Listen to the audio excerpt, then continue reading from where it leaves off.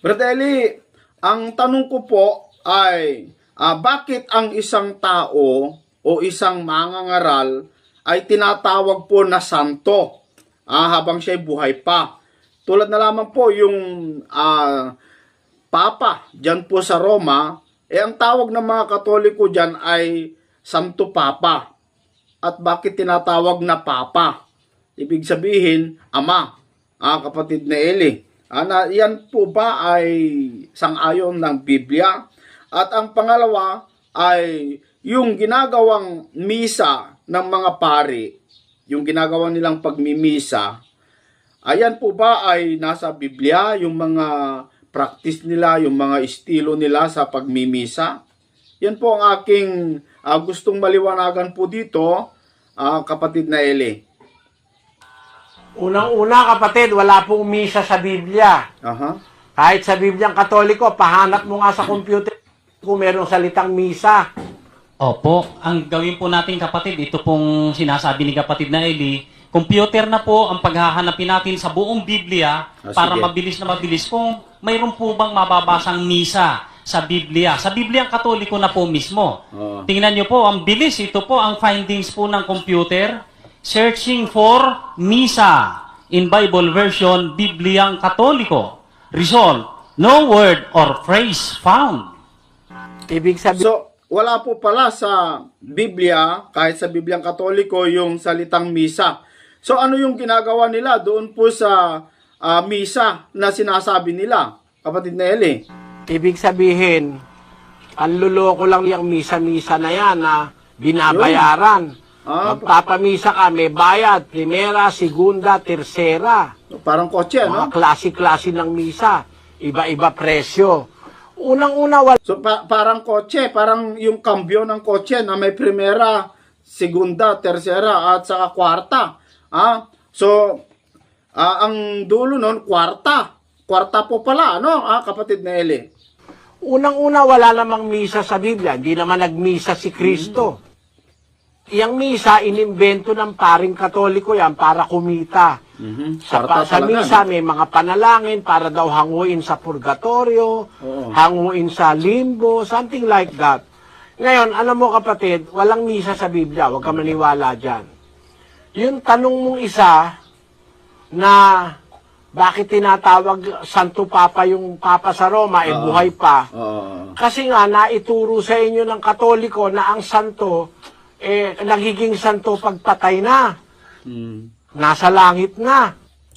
Yun ang santo.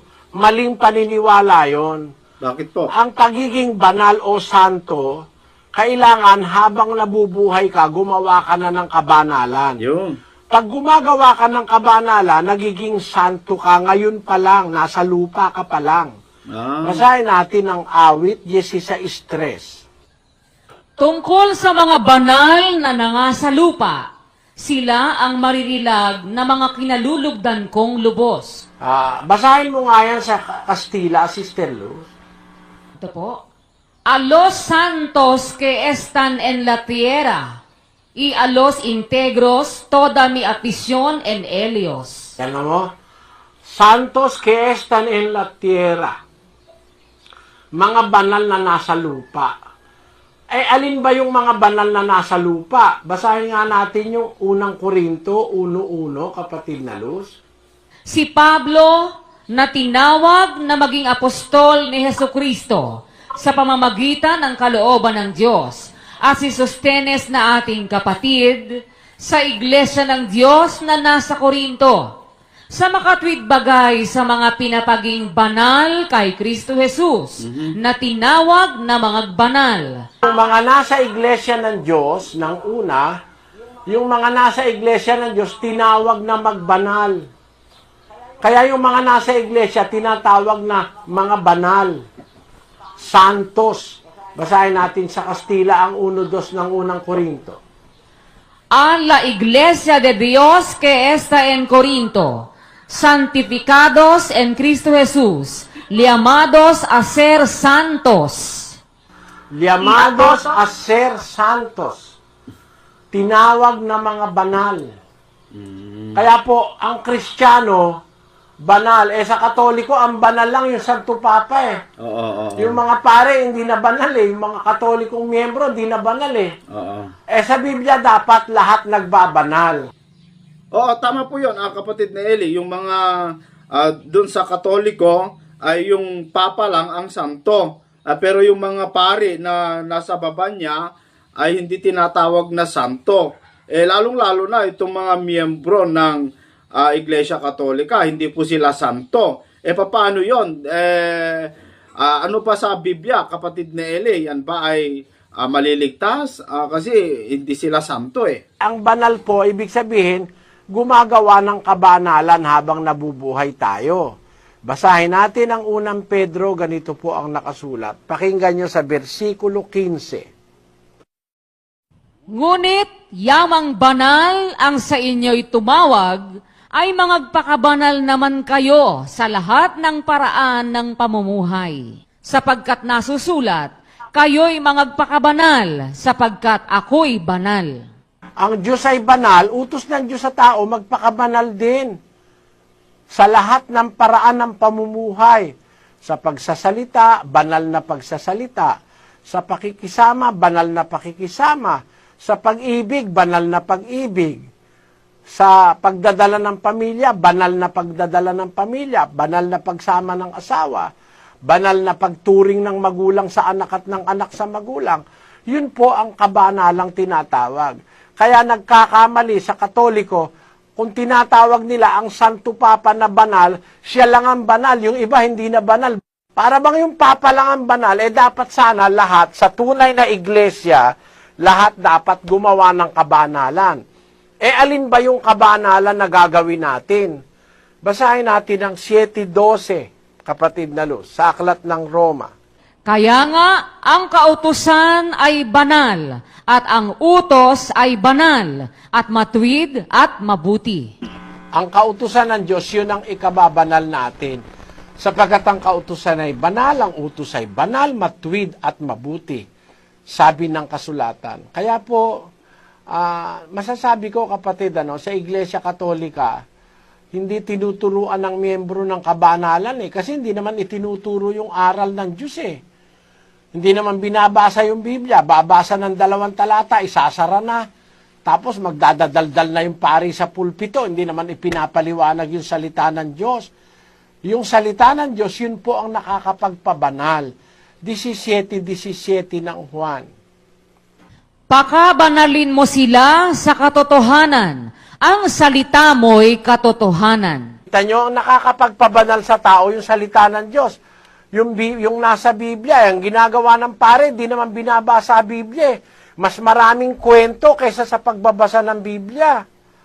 At mas madalas ang kwento at mga arte, mga paluhod-luhod, mga pawisik-wisik, pero magbasa ng Biblia para ang tao'y mabanal at matuto ng kabanalan, hindi naman nila pinagbabasa ang Biblia. Yun po ang sagot ko, kapatid. So yan po mga kaibigan, ang sagot ng ating kapatid na Eli. Tama nga naman, sa mga Iglesia Katolika, mga kababayan, ilan pa lang ang santo. Dito sa Pilipinas, ilang daang taon na ang Katoliko dito sa Pilipinas, ewan ko kung ilan pa lang ang santo. Ibig sabihin, yung kanilang mga turo't aral, hindi ka talaga mapabanal. Hindi ka talaga mapabanal. Dapat kapag pumasok ka sa langit, kailangan banal ka. Kung hindi banal, mga kaibigan, kaya siguro meron silang aral na ipanalangin ang mga patay. Bagamat yan po ay kontra at laban ng Biblia, yung ipanalangin mong mga patay. Kaya itong mga Katoliko, mga kaibigan, ay nililin lang po ang mga tao, nililin lang po yung ginagawa po nila, wala po sa Biblia, mga kaibigan, mga kapatid. Ayon po sa ating napakinggan na sagot ng ating kapatid na Eli. Si Mama Mary ay wala pong kapangyarihan na umakyat sa langit. Siya po ay pinaakyat sa langit. Asan talata? Sa pamamagitan ng kapangyarihan ng Diyos. Asan ang talata? Asan ang talata? At hindi ito imposible Tinanggap nyo walang bayad, ibigay nyo walang bayad. Kung sugo ka ng Diyos, binabayaran ba ang pagiging sugo o hindi? Kung walang bayad ang pagkasugo mo, ang aral mo dapat walang bayad. Amen? Kung nagpapabayad, antikristo o hindi?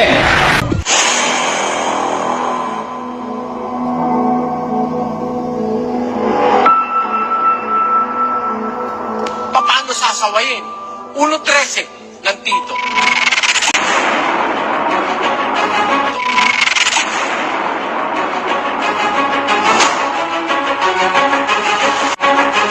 Sawayin mo, may kabaksikan sila upang magpakagaling sa pananampalataya. Gusto mong gumaling ang tao? Ang mali, sawayin. In the name of Jesus. Gusto namin kayong manita. Si Jesus Christ dito na nakatira sa atin.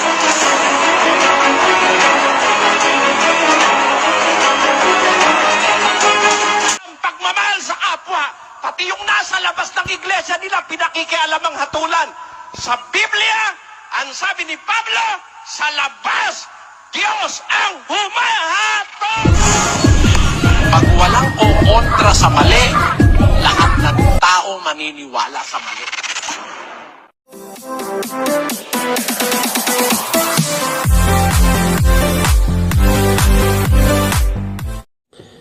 Dito sa video ito mga kaibigan, meron po akong ipapansin po sa inyo itong lagim na ipinapahayag ng mga defensor ng Iglesia Katolika tungkol po dito sa ang tanong ay sino ang babae sa Revelation chapter 12 verse 5. Alam nyo mga kapatid, kung hindi natin bibigyan ng reaksyon nito, maraming mapapahamak sa mga turo ng mga defensor ng Iglesia Katolika. Maraming mapapahamak. Bakit? Kasi lagim itong sinasabi ni Paul Alima, mga kababayan. Kung matatandaan po ninyo, itong si Paul Alima, ito yung kinadebate ni Jared, na tinalo niya daw si Jared tungkol sa debate nila, tungkol kay Mama Mary daw nila, mga kaibigan. Pero yung ipinahayag niya tungkol kay Maria, ay lagim po yon. Yung sinasabi niya na si Maria ay ina ng Diyos, lagim. Ito na naman, Revelation chapter 12, pinaliwanag niya kung sino yung babae. Lagim na naman. Kaya kailangan natin pansinin, mga kaibigan. Kasi kung hindi natin papansinin ito, maraming mapapahamak. Sa mga Iglesia Katolika, yung Revelation chapter 12, ayon sa kanila, ay si Maria daw. Pero, bago po ako magbigay ng reaksyon, mabuti panoorin muna natin kung ano itong lagim na ikinakalat ng defensor na ito, mga kababayan. Eto.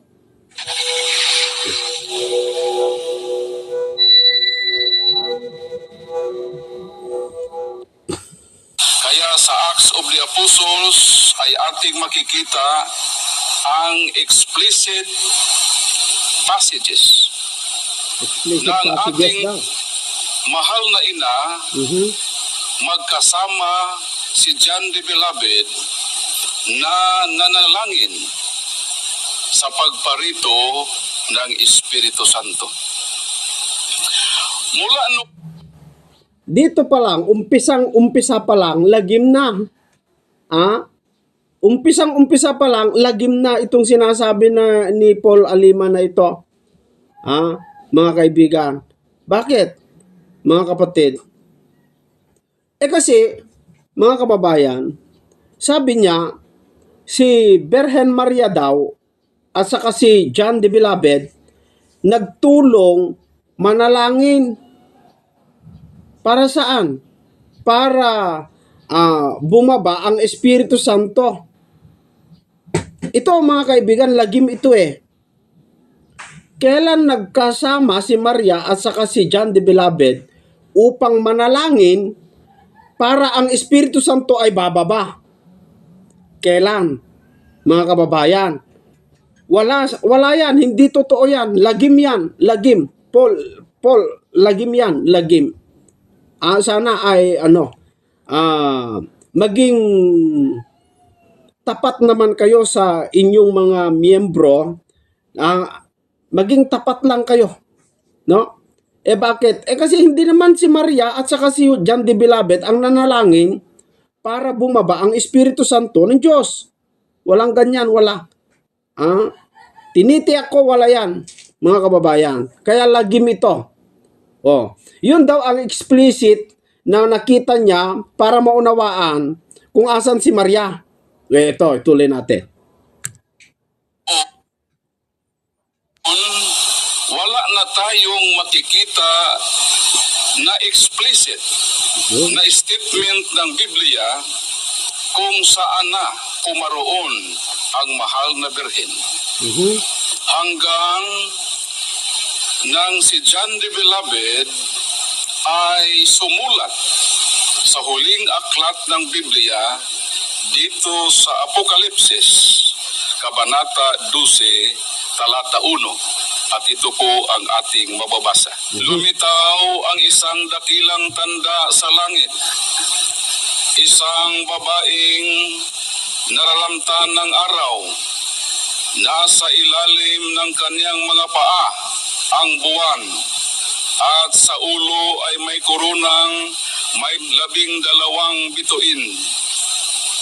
Ang tanong, sino ang babaeng tinutukoy dito sa sulat ni John the Beloved?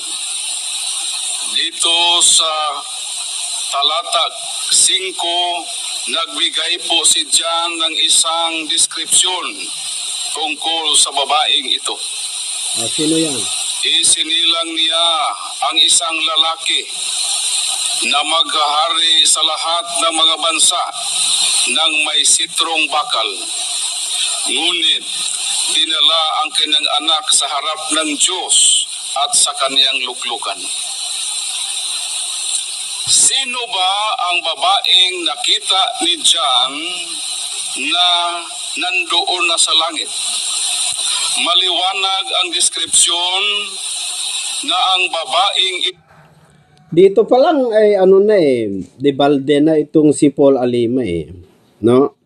Ang batayan niya kung bakit niya sinabi na si Maria ay nasa langit niya, ito daw yung pinaka madaling unawain na si Maria nasa langit na, mga kaibigan. Dahil doon sa Revelation chapter 12, may nakita si Juan na babae na nararamtan ng araw, may koronang 12 bituin. At nakita ni Juan daw doon sa langit. Take note bakit ko sinabi lagim itong ikinakalat ng defensor na ito? Kasi sabi niya, nakita daw ni Juan yung babae nasa langit. Buntis. Buntis yung babae nasa langit. Nasa langit. Ituloy muna natin. Tuloy muna natin. ito ay nagsilang ng isang lalaki. At ang batang isinilang niya ay maghahari sa lahat ng mga bansa. Ito po ang binigay ng Diyos na tanda. At hindi ito ang unang beses na ang Diyos ay nagbigay ng isang tanda. Dito sa Isaiah 7:14, ito ang ating mababasa. Kaya nga ang Panginoon na rin ay magbibigay sa inyo ng isang tanda. Maglilihi ang birhen at manganganak ng lalaki na tatawaging Emmanuel. Ang babaeng hinuhulaan sa Isaiah 7:14 na kung saan ang Diyos ay nagbigay ng isang tanda ng isang babae ay manganak ng isang lalaki. At ang Apokalipsis, Kabanata 12, Talata 1, 5, ang babaeng ito ay iisa lamang, kundi ang mahal na Birhen na Maria. Yan. So yun po yung patunay ni Paul Alima, defensor ng Iglesia Katolika, na nasa langit na daw si Maria kasi nakita daw ni Juan sa langit. At may corona na daw na 12 bituin. So dahil dito mga kaibigan ay patunay na si Maria nasa langit na, mga kaibigan. Grabeng lagim ito. Bakit? Kailan nagbuntis si Maria na nung nagbuntis nasa langit? Kailan? Kailan nagbuntis? Mga kababayan. Kailan nagbuntis si Maria na nung nagbuntis nasa langit at nakadamit ng araw at may koronang 12 bituin? Ito mga kaibigan, gusto kong bigyan ng linaw ito sa susunod na mag-live ako. Ipapakita ko sa inyo mga kaibigan kung gaano kalagim ang dinidiscuss itong defensor na ito sa Revelation chapter 12. Ikinonect ni Paul Alima yung Isaiah chapter 9 verse 6. Yung Isaiah chapter 9 verse 6, mayroon pong hula na may isang babae na manganganak ng isang lalaki. Tama po yun, si Maria yon. Pero dito sa Revelation chapter 12, hindi si Maria. Kasi nung nakita ni Juan doon sa langit, buntis yung babae. Nung nasa langit, buntis nakita niya. Nararamtan ng araw.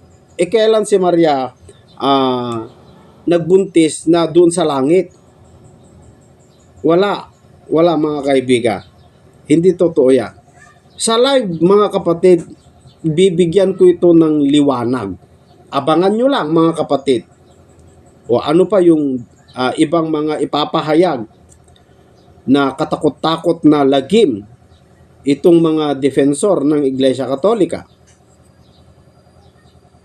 So maliwanag na ang mahal na Birhen na Maria ay nasa langit na po. At ito po ay pinatunayan ni John the Beloved. Bakit sa lahat ng mga apostol ni Kristo, si John the Beloved lamang ang tanging nagbigay ng statement kung saan na pumaroon ang mahal na Birhen na Maria? Sa tanong kung bakit, dahil si John the Beloved lamang ang credible witness. Dahil sa kanya iniwan ng ating Panginoong Kristo ang pangalaga sa kanyang mahal na ina. Kaya si John the Beloved lamang ang makakasagot sa tanong na kung saan na pumaroon ang mahal na Birhen na Maria. Pinatunayan sa talata ng Biblia na ang mahal na Birhen ay nandoon na pala sa langit. Imposible ba na ang mahal na Birhen ay paakyatin doon sa langit? Ang sagot ay hindi po imposible. Bakit? Dahil pinatunayan sa preceding chapter, bago pa man ang ating nabasa na talata sa 12:1. Gusto ko lang ipapansin sa inyo mga kaibigan, yung babae na nakita ni Juan noong buntis nasa langit. Pero nung nanganak nasa lupa. Hindi nangyari kay Maria yan. Hindi nangyari. Ulitin ko yung nakita ni Juan na babae na buntis, may 12 bituin. Nung nakita niya ang isang tanda sa langit, babae, buntis. Nasa langit, buntis. Pero nung nanganak, sa lupa. Ang nakakapagtaka dito, ito yung patunay ng Iglesia Katolika na si Maria daw ay nasa langit na, at ang patunay nila na si Maria yan ay dahil nanganak ng isang lalaki na maghahari sa mga bansa. Ngayon, nung ipinanganak ni Maria si Jesus, hindi po inagaw. Hindi inagaw. Kundi nasa sabsaban, nung ipinanganak, walang dragon, kundi nasa sabsaban yung bata at hindi inagaw. Sige, mga depensor, bigyan nyo ng komento ito. Ibabalik ko sa iyo ang komento ko din. At ito, liliwanagin ko ito sa live. Kung sino talaga yung babae sa Revelation chapter 12. Ipapaliwanag ko yan sa susunod na live, mga kababayan. Pero gusto ko lang bigyan ng pauna para mayroon kayong palaisipan. Kasi napakalayo po yung unawa nila na si Maria daw yon. Si Maria naman nung nanganak, hindi naman inagaw yung anak. Pero itong babae, nung nanganak, para hindi sakmalin ng dragon, inagaw yung bata. Dinala sa langit hanggang sa kanyang luklukan. Dinala sa Diyos hanggang sa kanyang luklukan. Itong bata, mga kababayan. Pero si Maria, nung nanganak, hindi man inagaw, nasa sabsaban. Yan. Ang patunay niya na nasa langit daw, dahil sinabi ni Juan na nakakita ng babae sa langit. Lagim ito. Tuloy natin. Kama 5. Dito sa Apokalipsis, Kabanata 11, talata 12, ito po ang nakasaad. Nakarinig sila pagkatapos ng isang malakas na tinig mula sa langit na nagsabi sa kanila, umakyat kayo rito. Umakyat nga sila sa langit, sa alapaap, at pinagmasdan sila ng kanilang mga kaaway. Imposible ba ang Assumption of the Blessed Virgin Mary? Hindi po imposible dahil pinatunayan sa Apokalipsis na itong dalawang saksi ay pinaakyat po doon sa langit. Kung itong dalawang saksi ay pinaakyat doon sa langit, bakit hindi natin paniwalaan na si Mama Mary rin ay pinaakyat doon sa langit? Kaya yun. Mga Katoliko, maawa naman kayo. Ba't mo pinaghalo-halo yung talata, Paul? Ba't mo pinaghalo-halo? Na kung saan, ang ginawa mong patunay para maniwala ang tao na si Maria yung babae na nakita ni Juan, dahil posible kamo na pinaakyat si Maria dahil yung dalawang saksi nga ay pinaakyat. Hindi naman, ano ba pagkaunawa mo yung dalawang saksi, Paul? Ano bang pagkaunawa mo sa dalawang saksi? Dalawang tao lang ba yan talaga? Ang pagkaunawa mo? O ano ba yung paliwanag po ninyo dyan? Mga kaibigan. Alam nyo, sa Biblia, nung nakita ni Juan ang buong langit, walang nakitang Maria, walang nakitang Enoch, walang nakitang Elias, Abraham, David, o sino pa yung mga patriarka natin. Wala pa. Pero hindi ko muna bigyan masyado ng detalye ito kasi sa live ko ito talaga bubuksan, mga kaibigan. Ito pauna lang po ito, mga kapatid, na itong sinasabi ni Paul Alima ay lagim. Hindi totoo na pinaakyat si Maria. Kasi yung pagpunta sa langit, mga kaibigan, ay hindi unahan. Hindi unahan.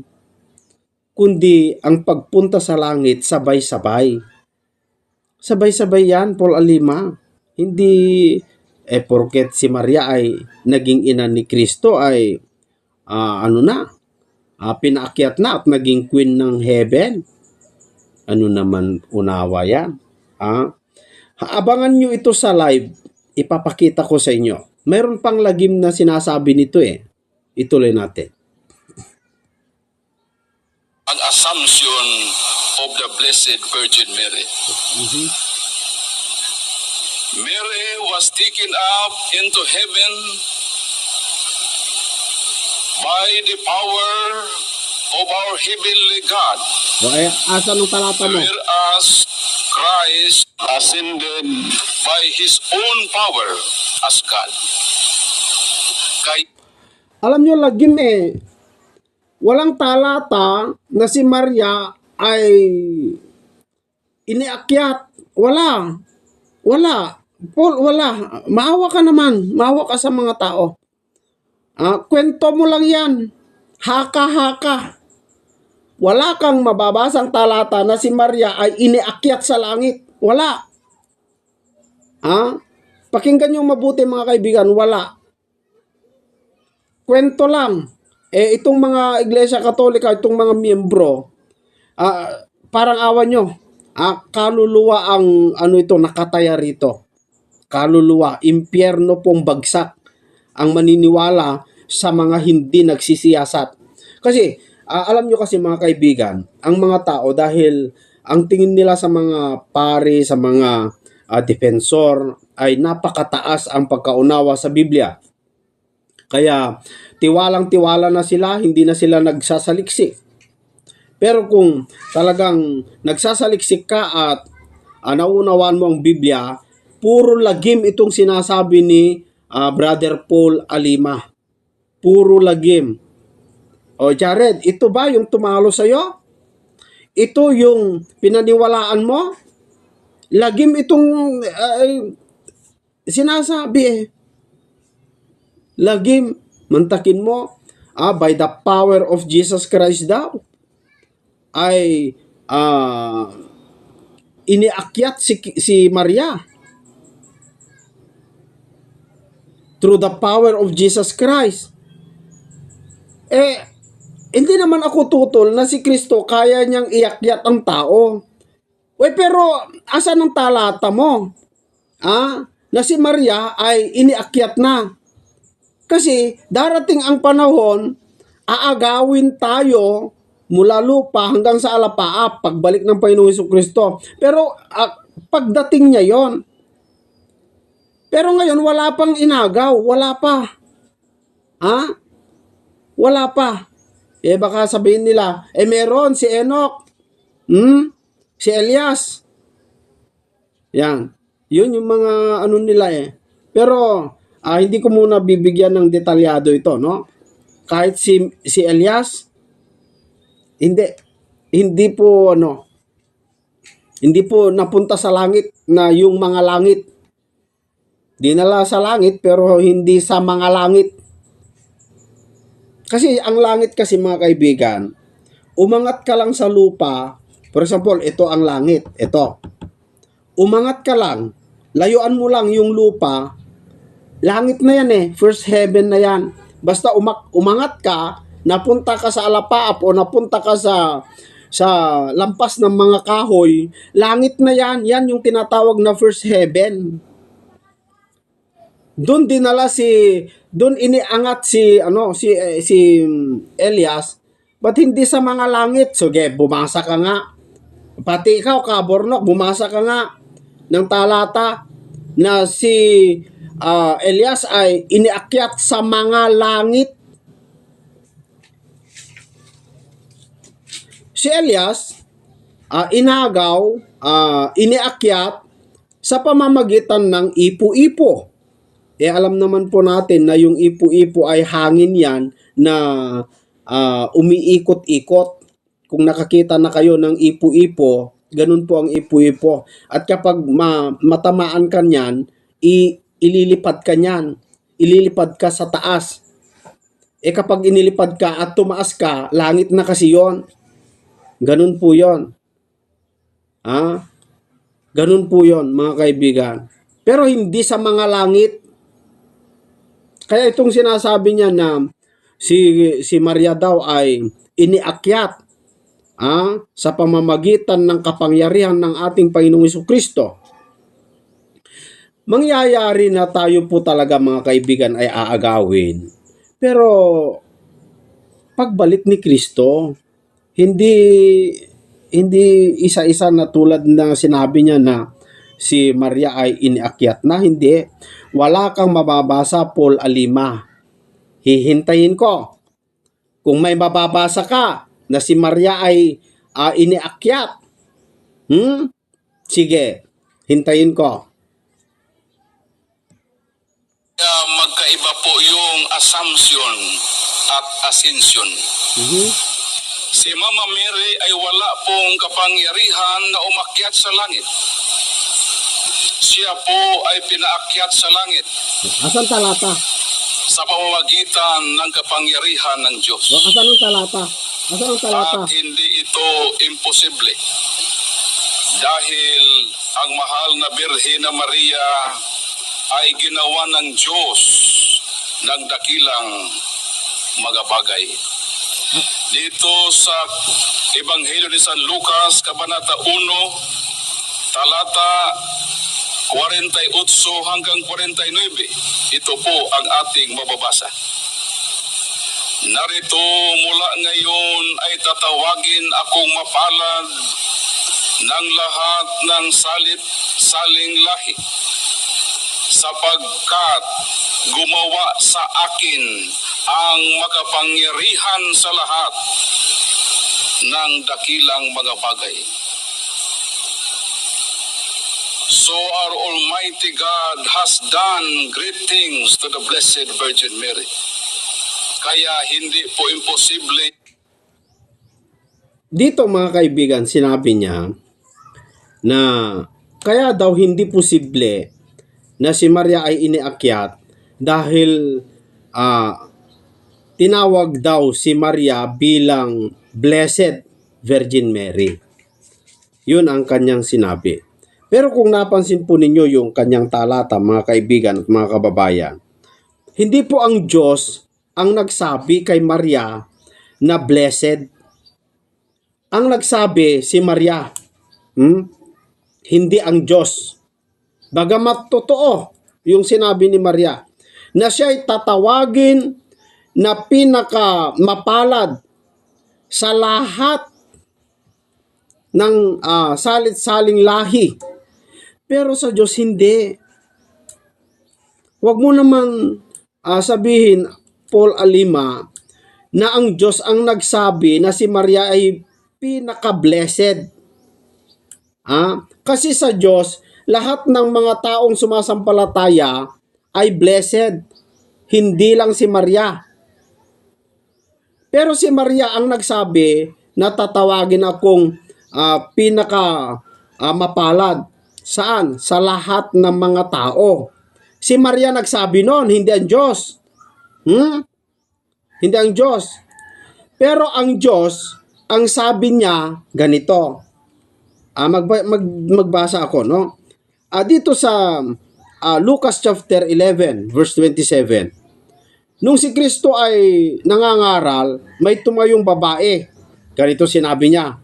At nangyari na nang sinasabi niya ang mga bagay na ito, nangangaral kasi siya ang isang babaeng mula sa karamihan ay naglakas ng kanyang tinig at sinabi sa kanya, kay Jesus, sinabi itong babae, mapalad ang tiyan sa iyo'y nagdala at ang mga dibdib na iyong sinusuhan. Yun ang sabi ng babae kay Kristo. Na mapalad daw yung babae na nagdala o yung nanganak sa ating Panginoong Jesucristo at ang dibdib na kanyang sinusuan. Mapalad daw, sabi ng babae. Sabi naman ni Kristo, sagot ni Kristo, datapot sinabi niya. Sabi ni Kristo doon sa babae, oo, bagkus na lalong mapapalad ang nangakikinig ng salita ng Diyos at ito'y ginaganap. Sa Diyos, hindi lang si Maria mapalad. Sa Diyos mapalad, pero hindi pinakamapalad. Bakit? Kasi lalo pang, sabi dito, no? Lalo pang mapapalad ang nangakikinig ng salita ng Diyos at ito'y ginaganap. Kaya ito, lagim ito Lagim. Kaya kung hindi ka magbabasa ng Biblia, matatangay ka nito eh. Sa galing nilang magtalumpati, kinukuha ang damdamin ng mga taong walang malay. Lagim. Ang assumption na paakyatin ang mahal na berhen dahil ginawan ang mahal na berhen ng mga dakilang bagay ng ating makapangyarihan na Diyos. At bago pa man binanggit ni John the Beloved na nakita niya ang isang babae na nasa langit. Isa na naman lagim to. Dito sa pahayag 11:19, pinauna na ni John na nakasaad dito nang magkagayon ay bumukas ang templo ng Diyos sa langit. At nakita ang kaban ng kanyang tipan sa loob ng templo.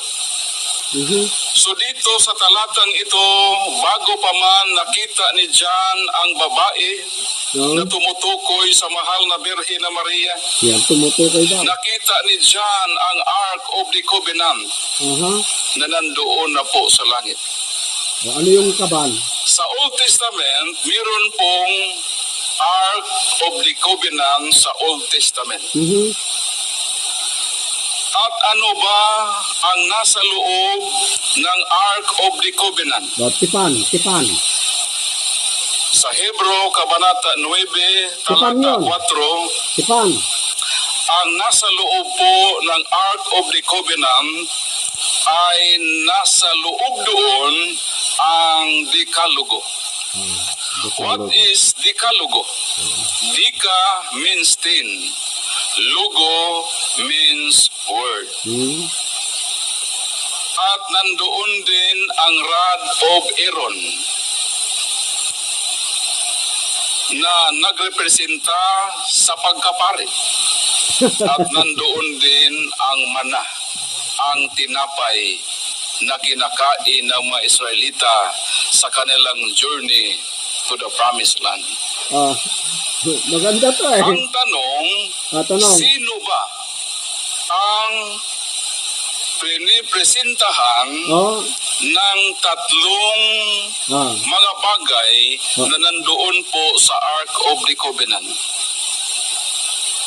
Tandaan nyo mga kaibigan, tandaan nyo. May tatlong nakita ni Juan doon sa loob ng kaban. Kaban ng tipan.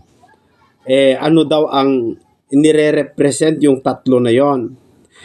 Ang tanong niya, ano daw ang inire-represent yung tatlo? Ito, lagim ito eh. Lagim ito, Paul, lagim ito eh. Lagim. Na ang ganda nitong pahayag ni Paul. Puro lagim, mga kaibigan. At pakinggan niya natin, sino yung tatlo? Sino ang kanilang inire-represent? Paul Alima. Sige, tignan nga natin kung hindi lagim ito. Nasa Ark of the Covenant ang Decalogo, Decalogo. ang 10 words. At sino ba ang tunay na Word of God? Sa John 1:14, in the beginning was the Word, and the Word was with God, and the Word was God, and the Word became flesh. So si Kristo is higher than the Word of God na nasa loob po ng Ark of the Covenant.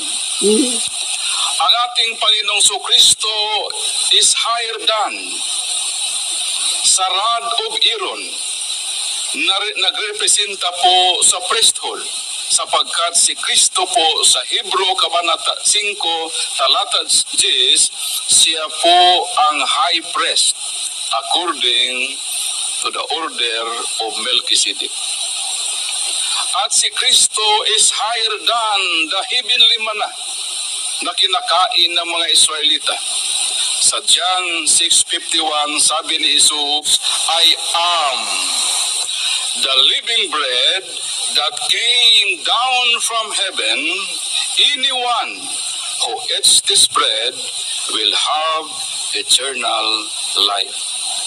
Kaya yung nasa loob ng Ark of the Covenant ay nagpapahiwatig iyon sa ating Panginoong Hesukristo. Si Kristo po ang... Ayun, maliwanag mga kaibigan, ano? So, ang paliwanag niya, nung nabuksan ang templo sa langit, nakita niya yung kaban, at yung kaban ay mayroon dun yung Ten Commandment, meron din yung mana, meron din dun yung rod, na rumerepresent daw ng pagkapari. Pero mas higher daw ang ating Panginoong Hesukristo kaysa doon sa mga nakalagay doon sa kaban. Meaning, mga kaibigan, yun ay rumerepresent lamang po sa ating Panginoong Hesukristo. Yung kaban, sino yung kaban? Ito lagim ito tinutukoy na nasa loob ng Ark of the Covenant, yun ang mga katungkulan na ginaganap ng ating Panginoong Kristo. Kaya dito sa bagong tipan ay meron pong Ark of the New Covenant. At tayong mga Katoliko, naniniwala tayo na ang Ark of the New Covenant ay walang iba kundi ang mahal na Birhen na Maria na pumasok sa sanlibutan sa tiyan ng mahal na Birhen na Maria.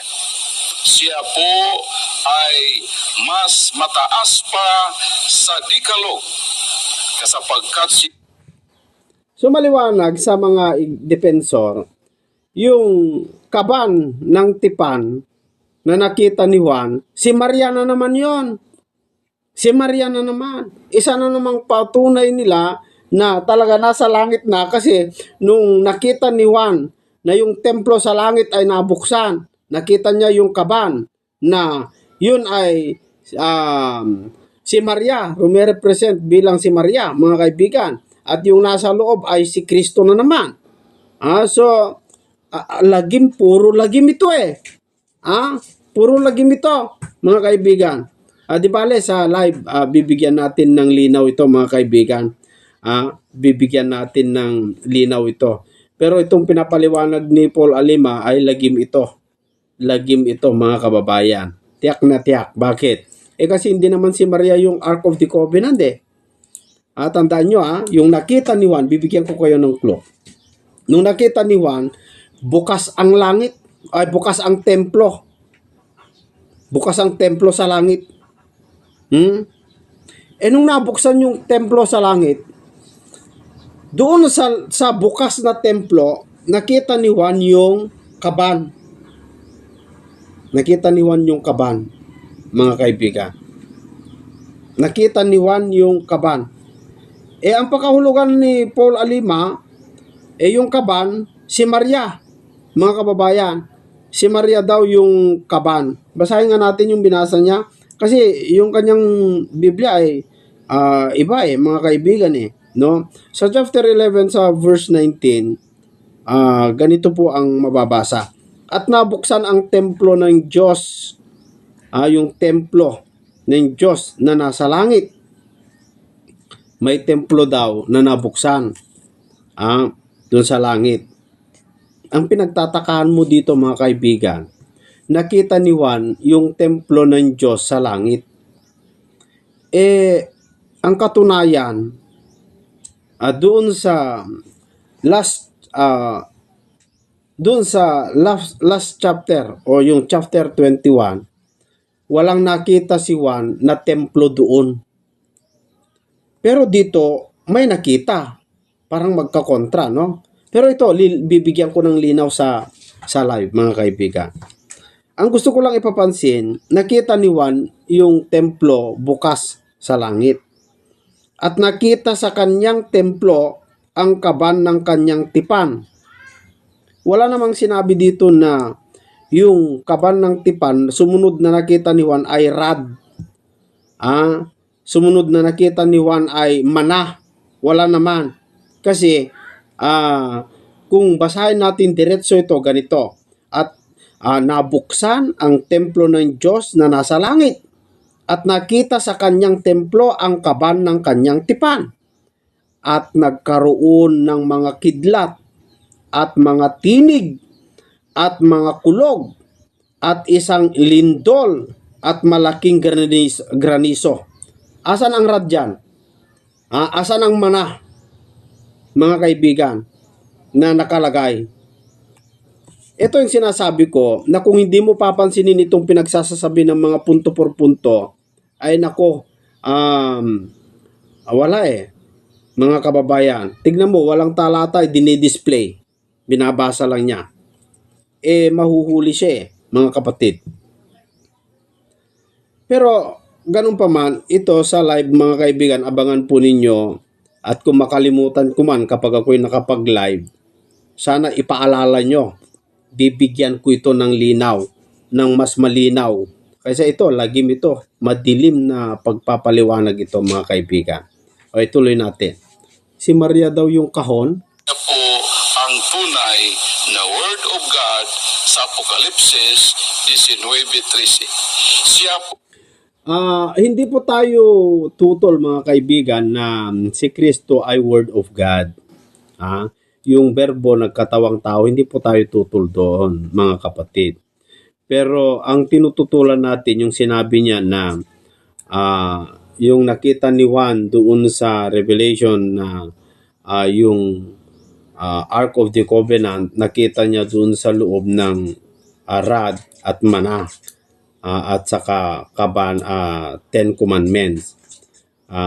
Walang nakita doon si Juan Walang nakita doon. Pero ito, bibigyan natin ng linaw to. ang rod of Aaron sapagkat siya po ang high priest.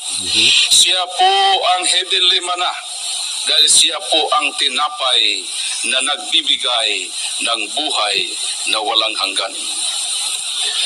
The scripture draws many parallels between Mary, the Ark of the New Covenant, and the Ark of the Old Covenant. Patunayan natin na meron pong similarity ang Ark sa Lumang Tipan at sa Ark of the New Covenant na tumutukoy sa mahal na Birhen na Maria. At dito sa 2 Samuel chapter 6 verse 9, ito po ang ating mababasa. And David was afraid to the Lord that day, saying, how shall the ark of the Lord come to me? So noong bumisita po ang Ark of the Covenant sa bahay ni David, nagtanong po si Haring David, how shall the ark of the Lord come to me? Noong bumisita rin ang mahal na Birhen na Maria sa kanyang pinsan na si Elizabeth, magkapariha po ang tanong ni King David at ni Elizabeth. Sa San Lucas 1:43, ito po ang ating mababasa. And how have I deserved that the mother of my Lord should come to me?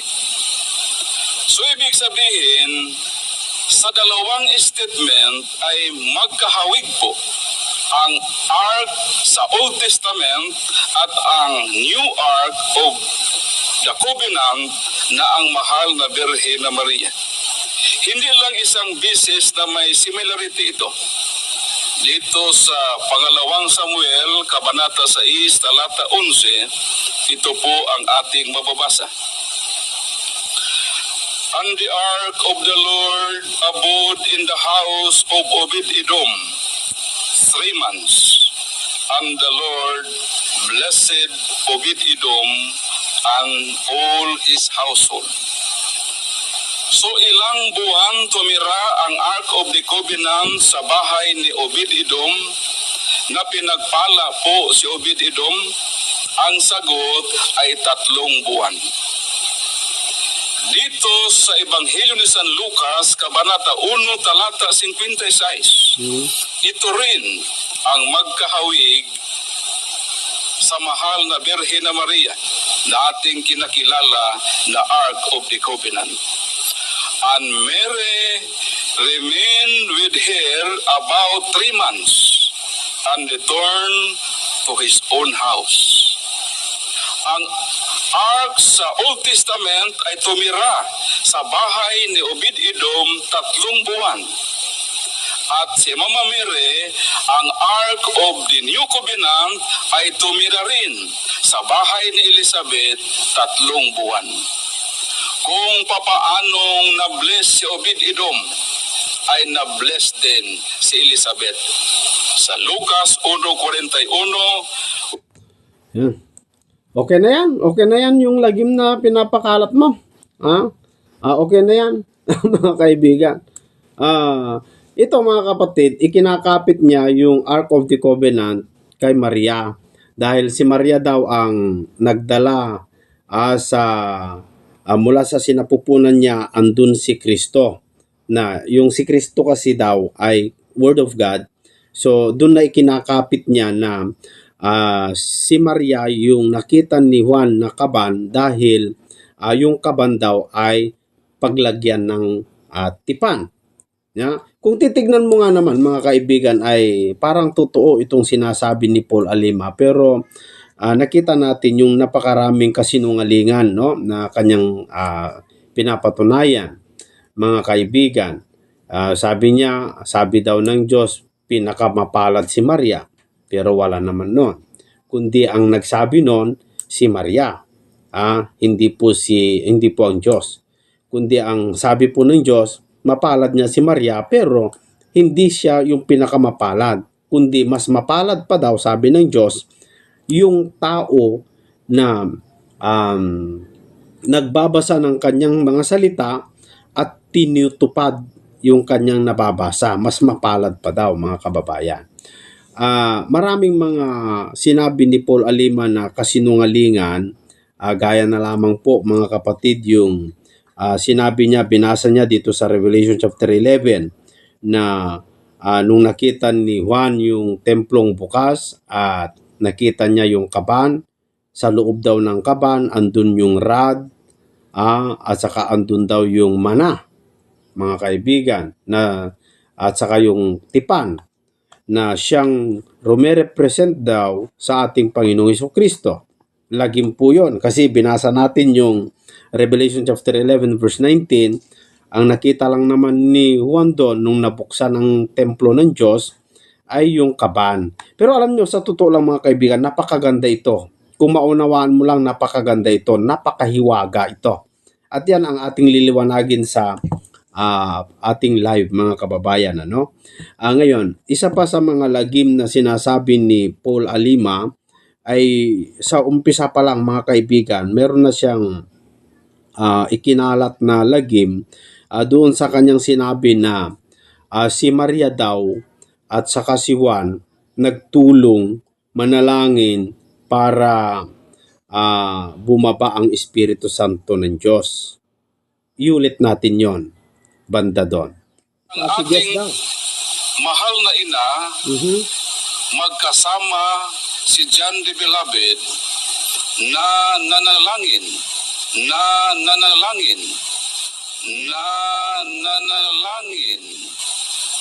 sa pagparito ng Espiritu Santo. Sa pagparito ng Espiritu Santo. So, napakalinaw po yung kanyang sinabi na para bababa ang Espiritu Santo dahil daw nanalangin si Juan, John the Beloved at saka si Maria. Lagim ito. Lagim. Bakit mga kaibigan?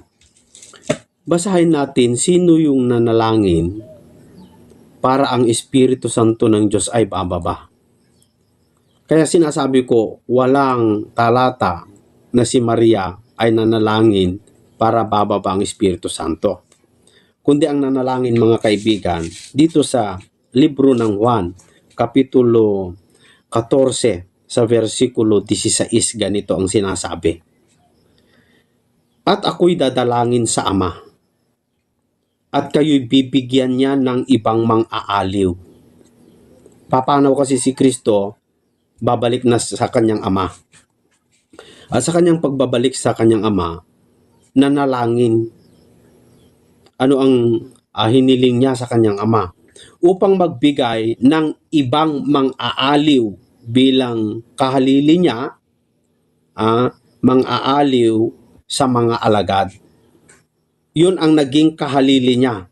Ang isa pang lagim ng mga depensor o Iglesia Katolika ay yung sinasabi nila na yung Papa daw ang kahalili ni Kristo dito sa lupa nung siya pumunta na sa langit. Hindi po. Bago pumanhik ang ating Panginoong Jesucristo sa langit, nanalangin sa kanyang Ama para magbigay ng ibang mang-aaliw o kahalili niya. Sino yung kanyang pinagdasal? Sa makatuwid bagay ang espiritu ng katotohanan na hindi matatanggap ng sanglibutan sapagkat hindi nito siya nakikita, ni nakikilala man siya. Siya'y nakikilala ninyo sapagkat siya'y tumatahan sa inyo at nasa inyo. So maliwanag mga kaibigan na ang nagdasal sa Diyos para bumaba ang Espiritu Santo hindi si Maria at saka si Juan, kundi ang Panginoong Jesucristo mismo. Siya yung nanalangin sa kanyang Ama upang magbigay ng Ama ng ibang mga aaliw sa mga apostol o mga Kristiyano. Kaya ko sinabi na lagim kasi kung hindi mo sisiyasatin yung kanyang mga sinasabi ay impyerno ka talaga kasi lagim po yon. Pero kung alam mo ang mga talata, sundan mo yung mga binabasa nila, ay napakalayo sa katotohanan. Mga kaibigan at mga kapatid, ako'y tutol na si Maria yung nasa Revelation verse 1 hanggang patuloy. Bakit po mga kaibigan? Kasi nung naipanganak yung bata, inagaw agad. Si Jesus nung naipanganak, hindi inagaw. Ang katwiran nila dyan ay kaya nga si Maria nung nanganak ay itinakas yung bata dinala sa Ehipto. Ang isang lagim na sinabi ni Paul Alima, si Kristo daw yon. Dahil ang katwiran nila, ang dragon daw ay yung hari, yung gustong pumatay sa ating Panginoong Jesucristo, ang Haring Herodes. Ang katunayan mga kapatid, kung basahin mo yung Revelation chapter 12, hindi man nagkasama yung babae at saka yung anak. Kasi nung inagaw yung anak, dinala sa Diyos hanggang sa kanyang luklukan, pero yung ina, dinala ng Diyos doon sa ilang. So nagkahiwalay. Pero itong si Maria, nung tumakas dahil ipapatay ng Haring Herodes, ay tumakas nga pero nagkasunod, kasama pa si Joseph hindi man ganun ang nangyari dyan sa Revelation chapter 12. Kung sisiyasatin po ninyo mga kaibigan. Pero kung sino yung babae, lilinawin ito sa susunod na live. Maraming salamat po mga kaibigan. Abangan nyo po ang kabanatang ito.